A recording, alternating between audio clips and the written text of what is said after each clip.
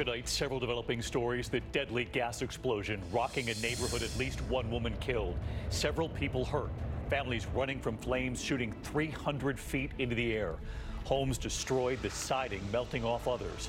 The breaking headline at this hour, the emergency medical response at the Kennedy compound in Hyannisport, Massachusetts. What we've just learned. Breaking news tonight from North Korea coming in now, their newest provocation, and what U.S. officials have just revealed. The extraordinary images coming in tonight, the plane coming down on an American highway. The emergency landing, drivers right beneath the plane as it was coming down. In New York City tonight, the Iraq veteran and father charged in the deaths of his one-year-old twins, leaving them in an overheated car. His wife tearful as he held their 2-year-old in court, and what prosecutors have now decided tonight. President Trump tonight escalating his trade war with China, new tariffs, and how it could affect the prices you pay. Former Vice President Joe Biden fighting back tonight, what he's now saying after Democrats pounced on him last night. The urgent manhunt, U.S. Marshals searching for 2 escaped prisoners armed and dangerous, including an accused white supremacist gang leader. Tonight, one capture and where they're hunting for the other. The U.S. Navy fighter jet going down, multiple injuries, news late today on the pilot. Just in tonight, the punishment for this moment, that major brawl. And the list is long. Who got the worst of it? This is ABC World News Tonight with David Muir. Good evening, and it's great to have you with us here on a Thursday night. And we begin with that horrific gas explosion in Kentucky, and it was deadly. Flames shooting 300 feet into the air. It was all part of a massive gas pipeline stretching some 9,000 miles. The blast so powerful, families were running for cover, homes destroyed, the siding melting hundreds of yards away. Today, you could see the giant hole at that blast site, nothing but scorched earth all around. Those homes wiped out, at least one woman was killed, several others injured. And ABC's Alex Perez leads us off from the scene in Kentucky tonight. It looks like the gas station exploded. Residents jolted awake just before 1:30 a.m. by an explosion and a loud roar. We are receiving multiple calls of an explosion in the area. The 30-inch high-pressure pipeline exploding, sending a massive fireball 300 feet in the air. Our windows were shaking really bad, and our doors, the ground, you could hear the ground just moving and tumbling and rolling. Residents said it was like an atomic bomb. It was just whipping around. It looked like a tornado, like a fire tornado. Some suffering burns as they ran for their lives. It was so hot, I don't see how we got out of there. Daylight revealing a massive blast zone, at least 5 homes wiped from the map. And here up close, you can see the power of those flames, the heat of that fire, the land here completely charred. In the distance there, look at those cars, destroyed, melted. It looked like daytime. I mean, you could literally see everything at 1:30 in the morning. Man, it's crazy. The 9,000-mile pipeline carries natural gas from the Gulf of Mexico to the northeast. Authorities say a 58-year-old woman was killed. Officials believe she was trying to reach her neighbors but was overtaken by the heat. Several people were reported missing, but all are accounted for tonight. After being at the scene, walking through, frankly, that is surprising. This could have been much, much worse. Just extraordinary images. Alex Perez joins us live from where that pipeline exploded. And Alex, still no word on what caused this? Yeah, David, the exact cause of all this remains a mystery. You can see all of that charred debris still behind me here. The NTSB will be sending a team of 3 investigators who will be working to pinpoint what exactly triggered all this. David? Alex Perez leading us off tonight. Alex, thank you. Late today, a troubling emergency medical call coming in from the Kennedy compound in Hyannisport. That's on Cape Cod, of course. An ambulance arriving soon after. And ABC's Whit Johnson on what we know so far tonight. Tonight, a medical emergency at the Kennedy compound in Hyannisport. 911 calls made just after 2:30 this afternoon. Hyannis Fire Rescue responding. An ambulance sent to the residence. Engine 6 on location. Bring that ambulance closer to the front door. 30 minutes. We're ready to come downstairs.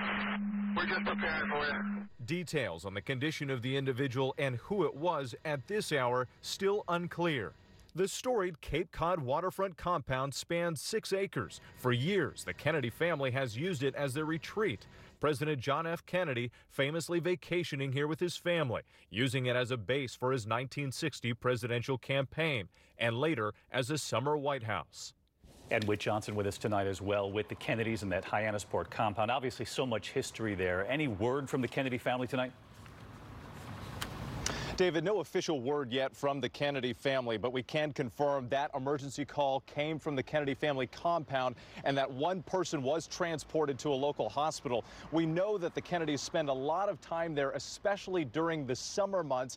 In fact, many were celebrating the 4th of July together just last month. David? Whit Johnson with us tonight. Whit, thank you. We are also following another major headline developing at this hour, this one from North Korea. Yet another provocation, reports of 2 missiles fired. ABC's James Longman from London tonight with late reporting now. Tonight, as nuclear negotiations with the US appear at a standstill, North Korea once again firing off projectiles for the 3rd time in just 2 weeks. South Korea's Joint Chiefs saying at least 2 missiles were fired. US officials confirming at least 1, and that they appear similar to the short-range ballistic missiles launched earlier this week. Kim Jong-un watching those tests closely, about a month after he met with President Trump at the demilitarized zone. Would you like me to step across? Today, President Trump downplaying these new tests, saying they don't stop his ability to negotiate with Kim. Short-range missiles, we never made an agreement on that. I have no problem. We'll see what happens. But these are short-range missiles. They're very standard. James Longman reporting in live tonight again from London, and these provocations taking place just as U.S. officials, James, and other leaders are set to meet there in the region tomorrow. Yes, that's right, David. Secretary of State Mike Pompeo is in Thailand, an annual Southeast Asian summit. Pompeo hoped he may discuss restarting negotiations with the North Koreans. They did not attend, but their presence very much felt there tonight. David? James Longman. James, thank you. Back here at home, and there were extraordinary images that came in today of a plane making an emergency landing in Washington State. You can see the plane coming down on a highway, drivers right beneath the plane, an officer's camera recording the plane just as it was getting closer. Here's ABC's Clayton Sandell now. In his 2-decade career, Washington State Trooper Clint Thompson never had a traffic stop like this. An aircraft incident possibly just landed on Pacific Avenue. That is a small airplane coming head-on into morning rush hour traffic in Parkland, south of Tacoma. As it got closer, it got bigger and bigger and bigger. Looked like it was getting closer to the ground, so I decided to make it a U-turn. Thompson spins his car around, clearing some space on the roadway turned runway as the pilot makes a wobbly but safe touchdown, even managing to stop before that red light. It was crazy. I mean, you don't see a plane land in the middle of traffic every day. Kind of heroic on the officer's part. That pilot, David Acklam, says he was flying to work when the engine quit. Thanks to the State Patrol, and it's a good day to be alive. There were no injuries and no damage. The FAA is now looking into the incident, and when asked if troopers trained for something like this, Trooper Thompson said, nope. David? Clayton Sandell. Clayton, thank you. Here in New York City tonight, the emotional day in court. The Iraq veteran and father charged in the death of his 1-year-old twins after he left them in an overheated car in the Bronx. He was in court today holding his 2-year-old son. You can see his tearful wife there on his arm. The father saying it was all a tragic mistake and what prosecutors have decided for now. Here's ABC's Gio Benitez. Tonight, a family in anguish. The father of those 1-year-old twins standing outside a New York court clutching an older son, his wife grieving by his side. This after a prosecutor chose to not move forward at this time with charges of manslaughter and criminally negligent homicide against Juan Rodriguez. Rodriguez allegedly telling police he left twins Luna and Phoenix for 8 hours in a sweltering car last week, discovering them on his way home from work. He was going around the car, yelling and screaming. It's not my fault. It was an accident. Rodriguez, a hospital social worker, barely able to keep his composure in court Saturday, sobbing uncontrollably. And my client, if he could bring back time, certainly would do that. Data shows that 43% of hot car cases deemed accidental resulted in no charges. Today, that prosecutor saying it will take weeks to determine if they'll pursue this case any further. Obviously, the district attorney wants to ensure that there was no crime here, that there was no intent, that there was no criminality, and we believe that that's exactly what they'll find. And David, tonight, the family lawyer says they are pushing for new laws to make every car alert parents about children in the back seat. David. Gio Benitez tonight. Gio, thank you. President Trump tonight escalating his trade war with China, threatening new tariffs that they're coming soon, and they are sweeping. The Dow reacting immediately to the news today, plunging, closing down 280 points. And tonight, how it could affect the prices you pay on a whole range of goods. ABC's Kira Phillips is at the White House tonight. Tonight, President Trump escalating his trade war with China, slapping a new 10% tariff on $300 billion worth of Chinese products. For many years, China has been taking out hundreds of billions of dollars a year and rebuilding China. It's time that we rebuild our country. The tariffs mean American shoppers could see prices go up on everything, from clothing to smartphones to TVs to toys. The Chamber of Commerce saying tonight the president's move will inflict greater pain on American businesses, farmers, workers, and consumers, and undermine an otherwise strong U.S. economy. What do you say to American business owners and consumers who are going to pay the price for these tariffs, sir?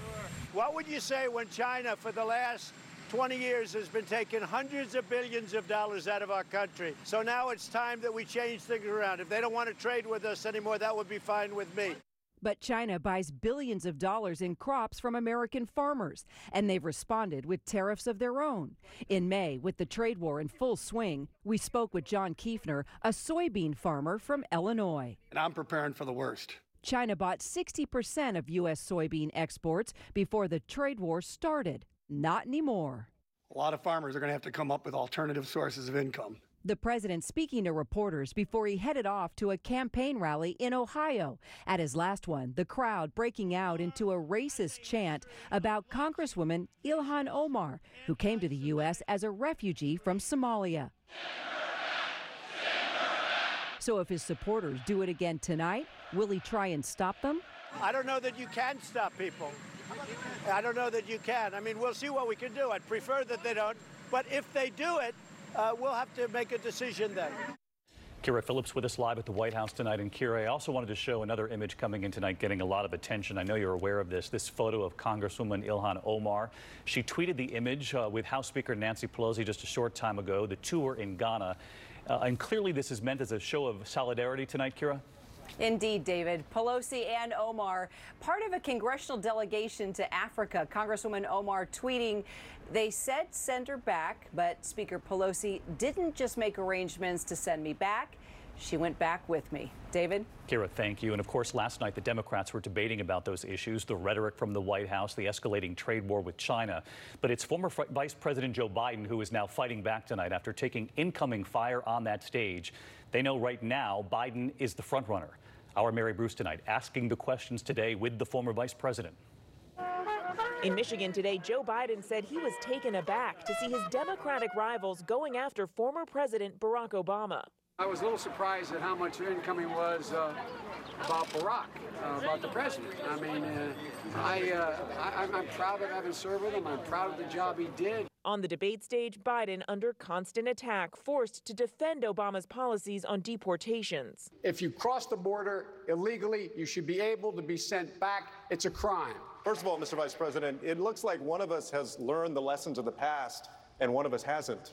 Did you say those deportations were a good idea? Or did you go to the president and say, this is a mistake, we shouldn't do it? Which one? I was vice president. I am not the president. I keep my recommendation in private. You invoke President Obama more than anybody in this campaign. You can't do it when it's convenient and then dodge it when it's not. Today, Biden defending the former president. Voters want to know how you're going to be different than another 4 years of Barack Obama. On immigration, for instance, what are you going to do differently from Obama? The world has changed since Obama. He focused on immigration, and what he did was serious. He changed the dialogue. He changed the whole question. He changed what was going on. And the idea that somehow it's comparable to what this guy's doing is absolutely bizarre.